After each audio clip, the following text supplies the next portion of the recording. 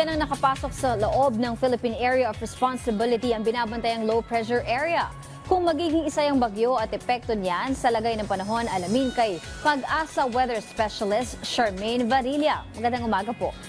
Yes po, magandang umaga po sa inyo ma'am at sa lahat po ng ating mga tigapakinig at narito nga po ang ulat sa lagay ng panahon ngayong umaga ng Martes.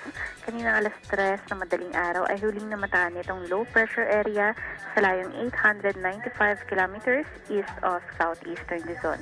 So nakikita natin itong low pressure area sa ngayon ay may bababa pang tsansa na maging isang ganap na bagyo. Ngunit maaari itong lumapit sa kalupaan ng northern o central Luzon o kaya naman tuluyang dumaan or maglandfall nga dito sa kalupaan ng northern o central Luzon. Samantalang southwest monsoon o hangin habagat pa rin na siya nakaka-apekto dito sa may extreme northern Luzon. At sa may parte nga ng Batanes at Babuyan Islands ay makararanas ng mga bahagyang maulap hanggang sa maulap na kalangitan at tsansa ng mga pulupulong mga pagulan, pagkilat at pagkulog. Samantalang dito rin sa Metro Manila at nalalabi pang bahagi ng bansa ay makararanas din ng bahagyang maulap hanggang sa maulap na kalangitan at mga tsansa din ng mga pagulan sa hapon at sa gabi. Dahil naman yan sa localized thunderstorms. At yan po ang ating latest mula dito sa DOST Pag-asa Weather Forecasting Section. Charmaine Varilla, nag-uulat.